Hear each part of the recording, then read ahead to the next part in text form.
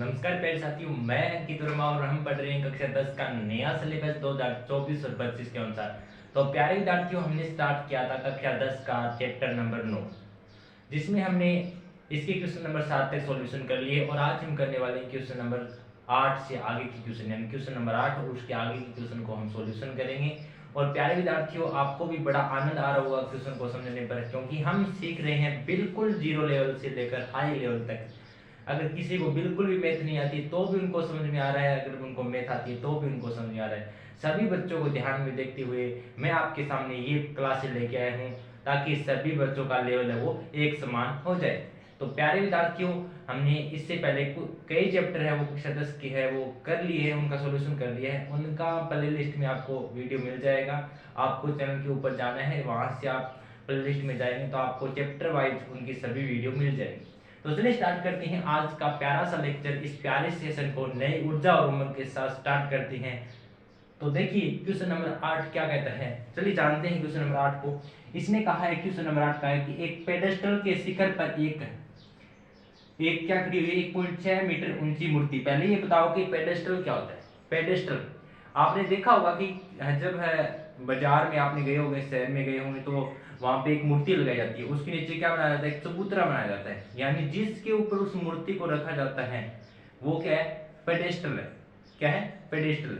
ठीक है, तो ये कहता है कि कोई एक पेडेस्टल है, पहले कोई पेडेस्टल बना लो। ठीक है, चलो अभी ये हमारे पास क्या है, एक पेडेस्टल बना लिया।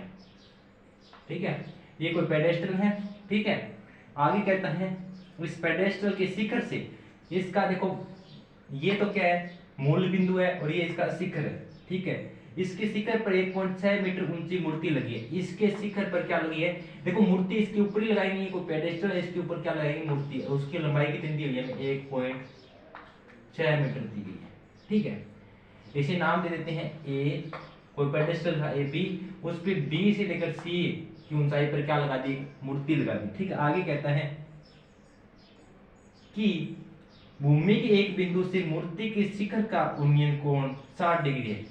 भूमि के किसी एक बिंदु से, मान लेते हैं कि वो बिंदु ये था, इससे भूमि के एक बिंदु से मूर्ति के शिखर का उन्नयन कोण, मूर्ति का शिखर कौन सा है, आप कहेंगे मूर्ति का शिखर तो ये है, क्योंकि मूर्ति ये है, उसका शिखर ये है, इससे बनने वाला ये कोण कितना है, आप कहेंगे 60 डिग्री है। ये कितना है, 60 डिग्री है। ठीक है, फिर आगे कहता है कि बिंदु से पेडेस्टल के शिखर का उन्नयन, इसी बिंदु से इस पेडेस्टल, पेडेस्टल ये ना, इसका शिखर कौन सा, ये इससे बनने वाला कोण कितना है, ये 60 डिग्री है। ठीक है, ये पूरा मैं यहाँ पे लिख देता हूँ, ये पूरा कितना है, 60 डिग्री। ठीक है, और इससे बनने वाला कोण यानी ये कितना दिया हुआ है, 45 डिग्री है। ठीक है, आपको डायग्राम को अच्छे समझना है, डायग्राम को अच्छे समझना। आगे कहता है कि पेडेस्टल की ऊंचाई ज्ञात कीजिए। हम इस पेडेस्टल की ऊंचाई ज्ञात करते हैं, मान लेते हैं ऊंचाई क्या है, h है, इसको ज्ञात करते हैं। चलिए प्यारा सा क्वेश्चन है। ठीक है, पहले समझिए क्या कहता है क्वेश्चन। क्वेश्चन कहता है कोई पेडेस्टल है, क्या है, कोई पेडेस्टल है जिसकी लंबाई ऊंचाई हमें कुछ नहीं दी गई है। हमने कहा भाई ठीक है तो है। फिर उसने कहा है कि उसके ऊपर कोई 1.6 मीटर ऊंचाई की एक मूर्ति रख दी, हमने भी रख दी। ठीक है, रखने के बाद वो कहता है कि जो भी मूर्ति का शिखर का उन्नयन कोण है ना, मूर्ति का शिखर यानी सी से बनने वाला कोण कितना है, 60 डिग्री है। ठीक है, हमने ऐसा कर दिया। उसके बाद कहता है कि बिंदु बी यानी जो पेडेस्टल का शिखर है उससे बनने वाला कोण 45 डिग्री है, और आपको इस पेडेस्टल की ऊंचाई ज्ञात करनी है। ये बोल रहा है क्वेश्चन, बिल्कुल आसान क्वेश्चन है।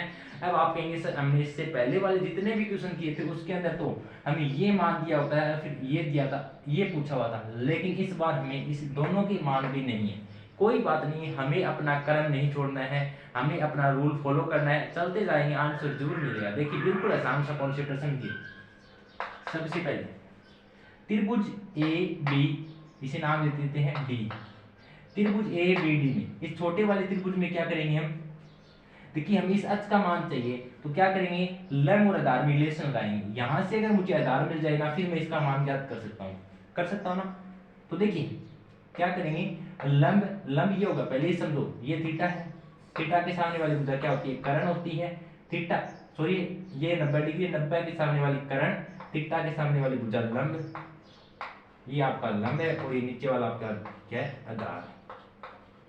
ये तो आप सभी जानते होंगे लंब आधार करण कौन सा होता है। ओके, अब बात करती है कि जो ये लंब है, लंब और आधार में रिलेशन देखना है। क्यों देखना है? क्योंकि मुझे लंब तो ज्ञात करना है, आधार में रिलेशन इसलिए देखना है क्या कि अगर मुझे कहीं से आधार का मान मिल जाए तो फिर मैं इसका आसानी से ज्ञात करूंगा, अगर नहीं भी मिलता है तो कोई बात नहीं, फिर भी हम करेंगे।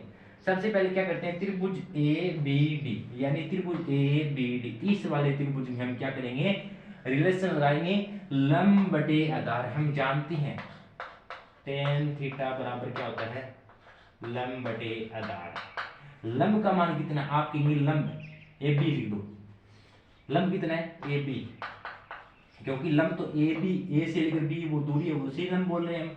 ठीक है, आधार कितना है डी से लेकर ए, यानी A D. Okay, tan theta,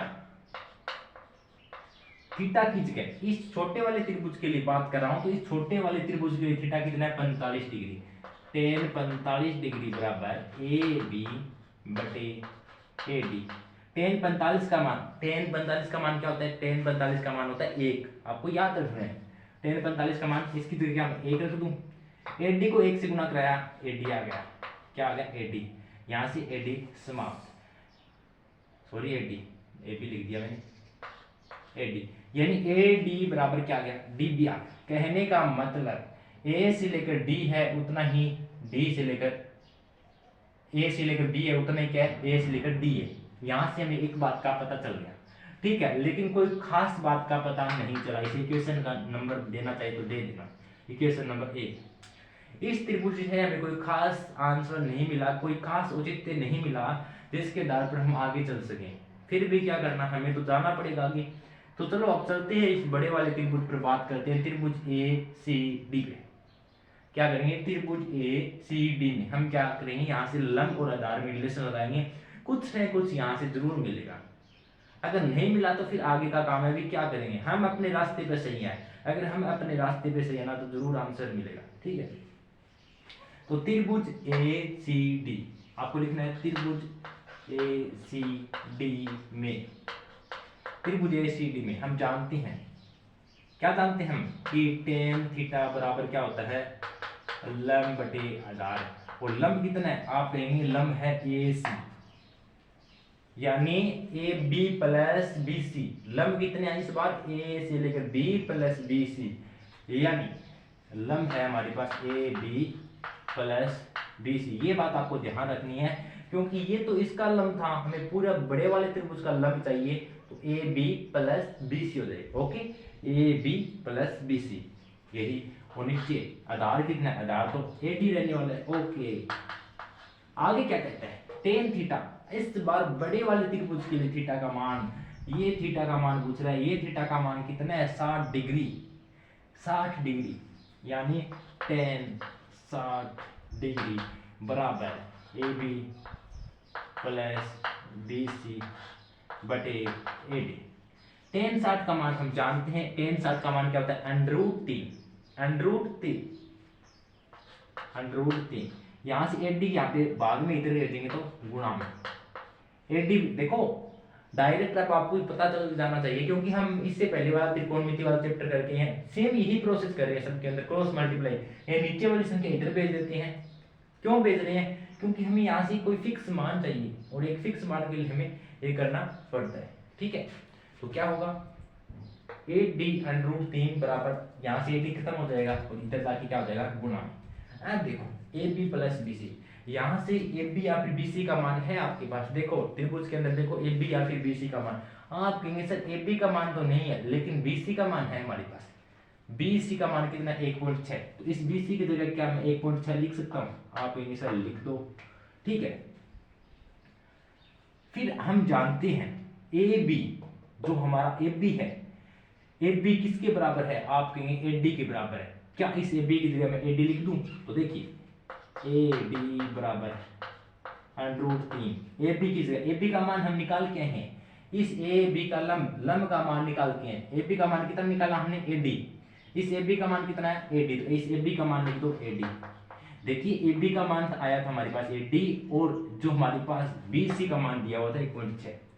यहां से हम क्या करेंगे, ये ए डी प्लस का इधर भेजेंगे तो ये इधर भेजेंगे तो माइनस का बराबर में, यहां से देखो क्या कॉमन आ रहा है, यहां से देखो क्या कॉमन आ रहा है बताओ, आप कहेंगे AD, ठीक है, चलो ठीक है। AD यहाँ से दोनों में क्या कॉमन आ रहा है, AD, यहाँ पे क्या बचा, √3 - 1। देखो दोनों में AD कॉमन आ गया, यहाँ पे क्या बचा, √3 - 1।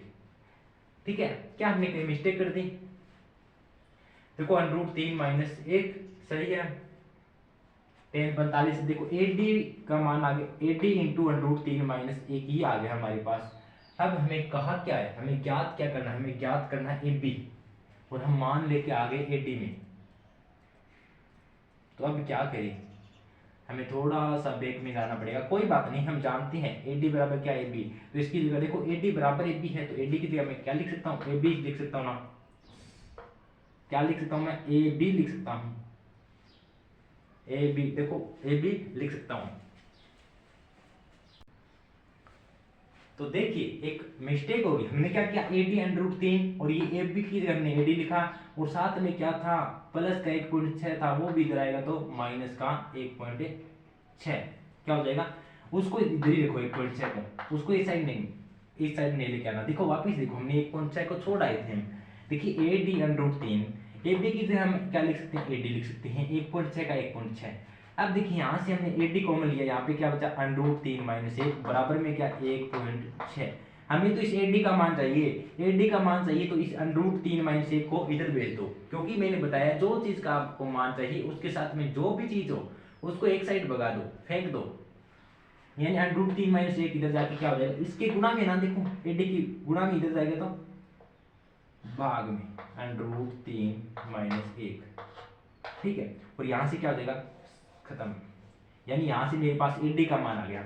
और हम जानते हैं AD किसके बराबर है, AB के बराबर, तो इसकी जगह मैं क्या लिख सकता हूँ, AB, यानी AB का मान निकल के आ गया मेरे पास, A से लेकर B का मान आ गया 1.6 बटे √3 - 1, और यही हमें ज्ञात करना था। लेकिन अभी रुको, हमें क्या करना था, इसका मान ज्ञात करना था। अब आप कहेंगे सर आपने आंसर तो निकाल दिया, लेकिन जो हमारी बुक में जो आंसर दिया उससे मैच नहीं हो रहा है, तो उसके लिए क्या कर देंगे हम, इसका परिमेयकरण कर देंगे। परिमेयकरण क्या करना, परिमेयकरण क्या होता है, जब नीचे वाली संख्या का चिन्ह चेंज करके ऊपर और नीचे दोनों में गुणा कर दे उसे बोलते हैं परिमेयकरण।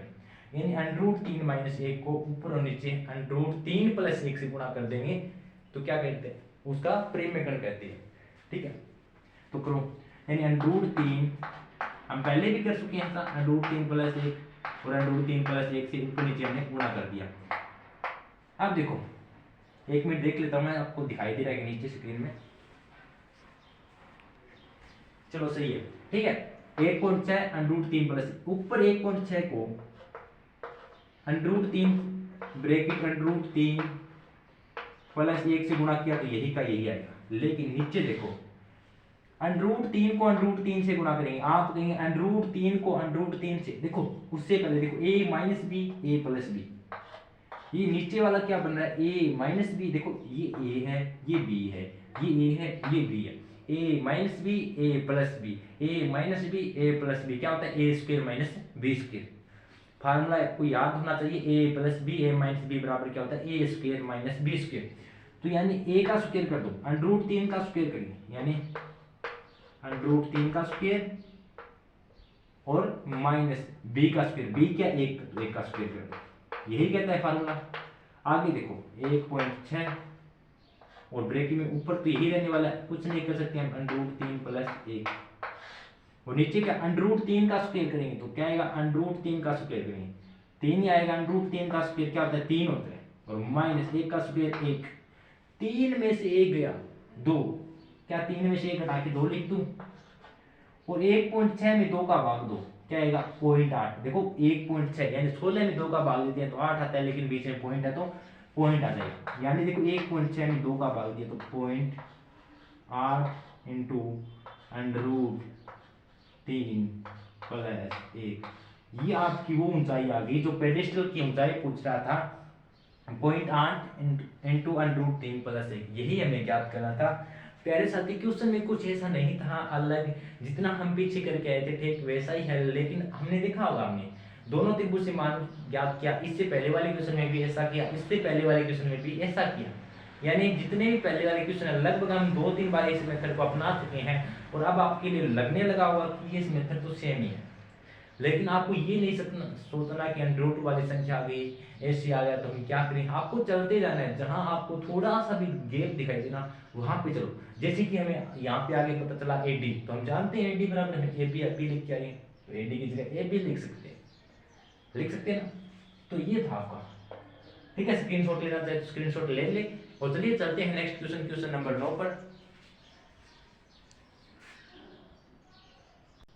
तो चलिए प्यारे साथियों चलते हैं अपने क्वेश्चन नंबर 9 पर। क्या कहता है क्वेश्चन नंबर 9, चलिए समझते हैं। क्वेश्चन नंबर 9 में क्या दिया गया है, ध्यान से सुनना। बिल्कुल आसान क्वेश्चन है लेकिन इंपॉर्टेंट क्वेश्चन भी है, very very important question. Question number 9 इसने कहा है एक मीनार के पाद बिंदु से। देखो सबसे पहले आपको मीनार जाननी होगी, मीनार क्या होती है। मैंने मान लिया कि ये मेरे पास कोई मीनार है जो ए से लेकर बी है, ये क्या है मीनार है। इसका पाद बिंदु ये होता है नीचे वाला, यानी मूल बिंदु बोलते हैं, और ये इसका होता है शिखर बिंदु, ठीक है। ये इसका पाद बिंदु है और ये इसका शिखर बिंदु है। आगे क्या कहता है कि मीनार के पाद बिंदु से एक भवन का शिखर कौन, एक देखो साथ में एक मीनार की बात कर रहा है और साथ में एक भवन की बात कर रहा है। ये कह रहा है कि कोई एक आपके पास एक मीनार है और उसके साथ में आपके पास कोई एक भवन भी है, ठीक है। हमने बना लिया कोई भवन क्या है हमारे पास, सी और डी है, ठीक है। ये आपके मीनार के पास में कोई भवन खड़ा है सी और डी, और इसका पाद बिंदु डी है और इसका मीनार इस भवन का शिखर का बिंदु सी है। ये कहता है क्या कहता है कि एक मीनार के पाद बिंदु से, यानी इस मीनार के पाद बिंदु यानी ए से मीनार के पाद बिंदु से भवन का शिखर का, इस बिंदु से और इस भवन, ये क्या है भवन, इसके भवन का शिखर का शिखर ये इससे बनने वाला कोण, यानी ये वाला कोण कितना दिया हुआ है। देखो ये था मीनार, मीनार का पाद बिंदु और भवन के शिखर से बनने वाला कोण कितना दिया है, इसने दिया है 30 डिग्री है, यानी इसका मान दिया है 30 डिग्री।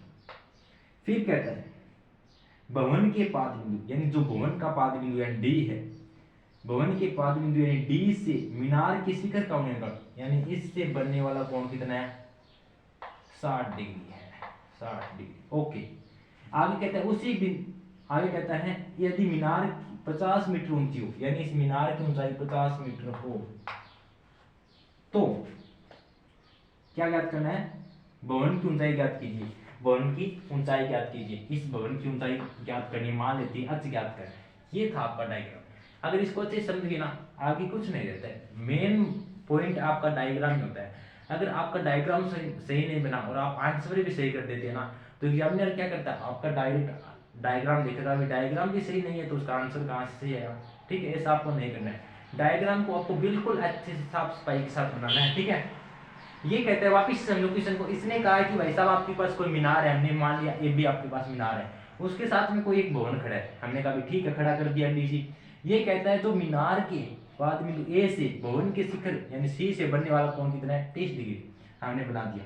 फिर ये कहता है कि जो मीनार का शिखर और भवन के पाद बिंदु से बनने वाला कोण कितना है 60 डिग्री, हमने बना दिया। ओके अब हमें क्या ज्ञात करना है, इस अच का मान ज्ञात करना है। क्या ज्ञात करना है, इस अच का मान ज्ञात करना है। तो क्या आप बताओ, आपके पास दो त्रिभुज बन गए, एक तो ये वाला, ठीक है, एक तो ये त्रिभुज बन गया डी सी ए, और एक त्रिभुज बन गया आपके पास ये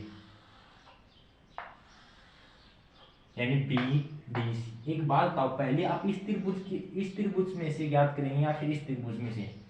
तो प्यारे साथी ऐसी कंडीशन में हमेशा याद रखना, गांठ बांध लेना एक चीज की, कि जिस त्रिभुज में हमें किसी भी एक वैल्यू का मान दिया होता है, इसके अंदर देखो हमें लंब का मान दिया तो हम इससे आधार का मान ज्ञात कर लेंगे। और जैसे ही हमारे पास आधार का मान आएगा, क्या आएगा, आधार का मान आ जाएगा। आधार का मान आते ही इसका लंब का मान ज्ञात करना तो इस चुटकियों का काम है।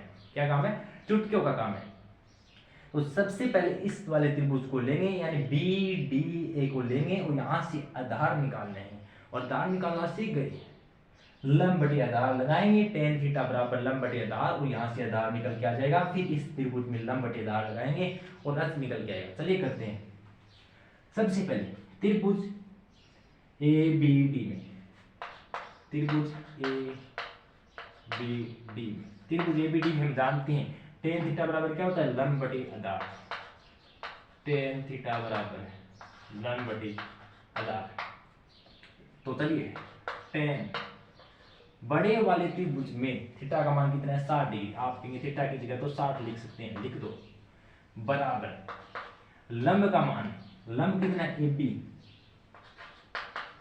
और आधार कितना है डी ए यानी ए डी। ए बी का मान हमें दिया गया है, ए बी का मान कितना दिया गया 50 मीटर, तो इसकी जगह क्या लिख दो 50 मीटर और नीचे क्या आ गया ए डी। टेन 60 का मान क्या होता है, टेन 60 का मान होता है √3 बराबर 50/80। कर दो क्रॉस मल्टीप्लाई कर दो, एस सी का गुणा √3 के साथ करेंगे तो एसी यहाँ से उठ के इसके साथ गुणा में आ जाएगा, एस सी √3 हो जाएगा। लेकिन हमें तो यहाँ से एस क्या, लेकिन हमें एडी था, ठीक है, यहाँ एडी एडी ठीक है, हमें तो इस एडी का मान चाहिए, एडी का मान चाहिए और जिस चीज का मान चाहिए उसके साथ जो चीज हो उसको एक साइड भेजो भाई। इस √3 को यहाँ से हटाओ, ये गुणा में था इधर जाके बैठ जाएगा बाद में। यहाँ से मेरे पास एडी का मान निकल के आ जाता है, एडी का मान निकल के आ गया 50/√3, 50/√3 एडी का मान निकल के आ गया। एडी का मान आ गया, अब तो चुटकियों का काम, एडी क्या है आधार, आधार का मान निकल के आ गया तो इसका लंब निकालना तो क्या काम है चुटकियों का काम है, ठीक है। यहां से किसका मान मिल गया एडी का मान। इसे क्वेश्चन नंबर 1 दे देना, थोड़ा सा इफेक्ट पड़ता है एग्जामिनर पे कि बच्चे को पता है क्वेश्चन नंबर किसको देना है किसको नहीं, वैसे कोई फर्क नहीं पड़ता है ना, हमें क्वेश्चन नंबर काम आता है। वैसे अगर आप ऐसे लिख के ऐसे यूज करेंगे ना, क्वेश्चन नंबर 1 से हमने एडी का मान दिया, बहुत ज्यादा इफेक्ट पड़ता है इस चीज का, इसी से आप एग्जामिनर आपसे प्रभावित होगा, वो आपको अच्छे मार्क्स देगा, ठीक है। फिर क्या करते हैं, इस त्रिभुज का हमने खात्मा कर दिया, यहां से हमने क्या किया, इस एडी का मान, इसका मान निकालिए 50/√3। ओके, अब हमें इस अच का मान ज्ञात करना है, तो चलिए लंब बटे आधार बराबर क्या होता है टेन थीटा। इस त्रिभुज का थीटा ये माना जाएगा, ये त्रिभुज का थीटा क्या है 30 डिग्री। तो त्रिभुज ए सी डी में, त्रिभुज ए सी डी में हम जानते हैं, क्या जानते हैं हम, लंब बटे आधार बराबर टेन थीटा होता है, यानी टेन थीटा बराबर लंब बटे आधार।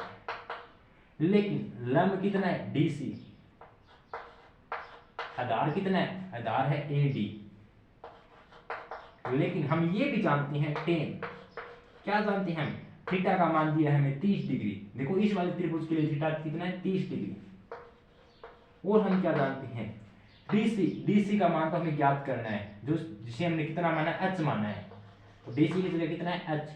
और आधार एडी, एडी कितना दिया गया 50/√3, इसकी जगह क्या लिखना है 50/√3, ठीक है। एडी का मान था 50/√3 हमने लिख दिया।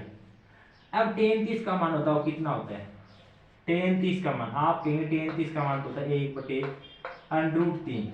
लेकिन उससे पहले आप एडी का मान मत रखना, देखो वैसे मान तो रख लिया हमने, कोई बात नहीं आंसर ये आएगा, लेकिन अगर आप यहाँ से गुणा करेंगे ना, इसको क्रॉस मल्टीप्लाई करें तो आप किसी संख्या को ऊपर पलट देंगे और फिर आपसे गुणा वो करते टाइम गलत होने का संभावना है। तो इसको आप क्या रखना है, एक बार एडी को एडी रखना है, ठीक है।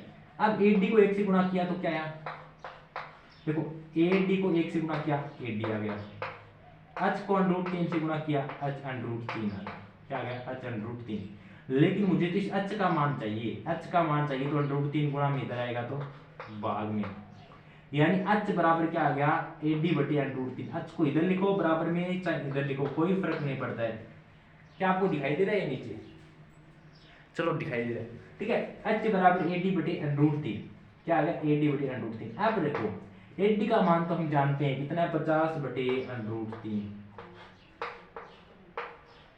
50/√3। लेकिन साथ में हमें क्या दिया गया है, साथ में हमें नीचे √3 भी है, √3 पहले से है तो √3 नीचे आ जाएगा, 50 का 50 बराबर √3 को √3 से गुणा करेंगे तो क्या आएगा, अगर किसी भी अंडर रूट वाली संख्या को अंडर रूट वाली संख्या से गुणा करते हैं तो अंडर रूट हट जाता है, ओनली अंदर वाली संख्या ही बचती है, यानी √3 को √3 से गुणा करेंगे तो 3 ही आएगा, क्या आएगा 3। तो वैसे तो आपका आंसर आ गया, लेकिन इसको थोड़ा सा हल करना चाहिए तो कर लेना। 50 में 3 का भाग दो, 50 में 3 का, तो 3 एकम 3, कितना बच गया 2, यहाँ से 0 उतारा, 3 छिके 18, कितना बच गया 2। ये भागफल है ना। अब यहाँ पे कितना आया 16 है, ठीक है। और जो भागफल बचा है ना, ऐसे करके ऊपर लिख दो, रेखा लगा के ऊपर लिख दो, और जो आपका जिसका आपने भाग दिया 3 को कहाँ पे लिख दो, इसके नीचे लिख दो। तो यहाँ से 16 सही 2/3 मीटर इस भवन की ऊंचाई आ जाती है। 16 सही 2/3 मीटर इस भवन की ऊंचाई निकल के आ जाएगी 16 सही 2/3 मीटर। इस प्रकार हम क्वेश्चन को निकाल सकते हैं।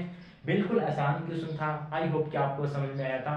तो जरूर बताना क्वेश्चन नंबर 7, क्वेश्चन नंबर 8 और 9 क्या आपको वास्तव में समझ में आई, क्या समझाने का मेथड आपको अच्छा लगा।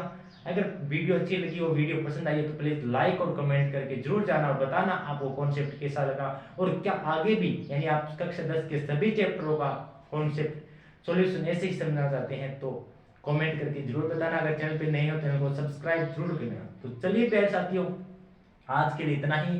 कल के नेक्स्ट लेक्चर में क्या करने वाले, हम नेक्स्ट क्वेश्चन का अध्ययन करने वाले, नेक्स्ट क्वेश्चन को अध्ययन करेंगे, और हम उसके अंदर 10-11 आगे के क्वेश्चन को हल करके उनके बारे में जानेंगे। और आपसे वादा करता हूँ एक भी क्वेश्चन नहीं छोड़ने वाला, एक क्वेश्चन आपको जो आपको टीचर कराते हैं उसके अकॉर्डिंग आपको एक क्वेश्चन आपको इस यूट्यूब चैनल यानी मैथ की आवाज के ऊपर मिलने वाला है। तो आज ही इस चैनल को ज्वाइन करें और अपने सुनहरे भविष्य की ओर आगे बढ़े।